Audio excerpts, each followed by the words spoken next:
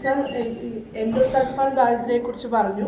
കുടുംബത്തിലുണ്ടെങ്കിൽ ഇത് life long ആണ്, ഒരിക്കലും വിട്ടുപോകാത്തതാണ് എന്നും നമ്മൾ മനസ്സിലാക്കുന്നില്ല. അപ്പോൾ ആ ഒരു തലത്തിലേക്ക് ചിന്തിക്കുക എന്നുള്ളൊരു ലക്ഷ്യമായിട്ടായിരുന്നു ഇൻക്ലൂസീവ് ഇന്ത്യ എന്ന പേരിൽ ഒരു പരിപാടി ഞങ്ങൾ ഇന്ത്യയിലുടനീളം നടത്തിയത്. രണ്ടാമത് കാസർഗോഡ് തുടങ്ങുന്ന പ്രോജക്റ്റിന് വേണ്ടിയിട്ട് ഇന്ത്യയിൽ ഞാൻ ഒരു സെർബൽ പാൽസിയുള്ള ഒരു കുട്ടിയാണ്. അപ്പം എനിക്ക് എല്ലാവരെയും മോട്ടിവേറ്റ് ചെയ്യാൻ ഇഷ്ടമുണ്ട്. എനിക്കൊരു വേർഡ് സംസാരിക്കണം. അല്ല വേർഡ് തരാമോന്ന് ചോദിച്ചു. സോറി, വേർഡ് തരാമോന്ന് ചോദിച്ചു.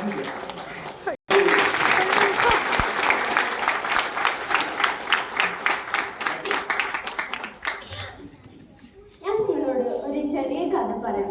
ഇതൊരു കൊച്ചു പെൺകുട്ടിയുടെ കഥയാണ്. അവളുടെ ജനനം എല്ലാവരുടെയും പോലെ സാധാരണമായിരുന്നില്ല.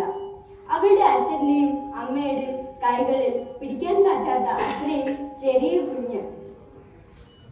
ഇൻക്യുബേറ്ററിനുള്ളിൽ ജീവൻ നിലനിർത്താൻ പോരാടുന്ന ഒരു കാഴ്ച. ഡോക്ടർമാർ അവളെ ആശങ്കയോടെ നോക്കി.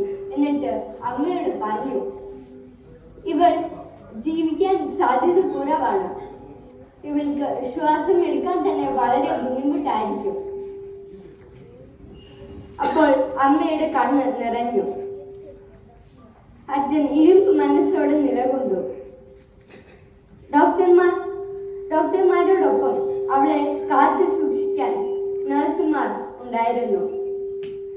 അങ്ങനെ 4 മാസത്തെ ഇൻക്യുബേറ്റർ വാസത്തിന് ശേഷം അവൾ അകത്ത് നിന്ന് ഒരു ശബ്ദം കേട്ടു. ആ ഡോക്ടർ ആ കലങ്ങി നിൽക്കുന്ന അമ്മയുടെ കണ്ണുകളിലേക്ക് നോക്കി ഇങ്ങനെ പറഞ്ഞു, അവൾ അതിജീവിക്കും. She will overcome.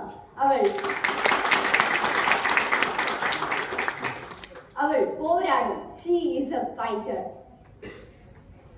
കഴിവുകൾ പരിമിതമായിരുന്നാലും അവൾക്ക് ജീവിക്കാനുള്ള കഴിവ് അവളിൽ തന്നെ ഉണ്ട്. She fought for her life and she will overcome. അമ്മയുടെ കണ്ണ് നിറഞ്ഞു. അച്ഛൻ ഇരുമ്പ് മനസ്സോടെ നിലകൊണ്ടു.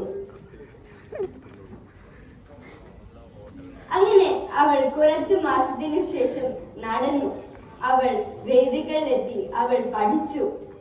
അവൾ ഒരു ദിവസം മൈക്കെടുത്തു. എന്നിട്ട് ഈ ലോകത്തോട് പറഞ്ഞു, ഞാൻ ഇവിടെ നിൽക്കുന്നു. അനേകർക്ക് പ്രചോദനമായി ഞാൻ ജയിച്ചിരിക്കുന്നു. ഈ കുട്ടി ആരാണെന്ന് നിങ്ങൾക്കറിയാൻ ആഗ്രഹമുണ്ടോ? അവൾ ആരാണ്?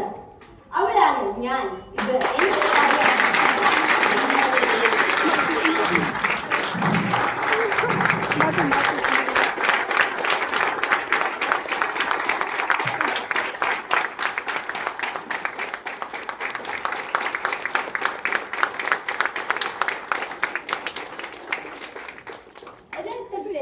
എന്ത് മാത്രം കഥയല്ല. നമ്മുടെ അച്ഛനും അമ്മയും മാതാപിതാക്കളും ഗുരുക്കന്മാർ, ഡോക്ടർമാർ, നഴ്സുമാർ തന്നെയാണ് നമ്മുടെ യഥാർത്ഥ സൂപ്പർ ഹീറോസ്.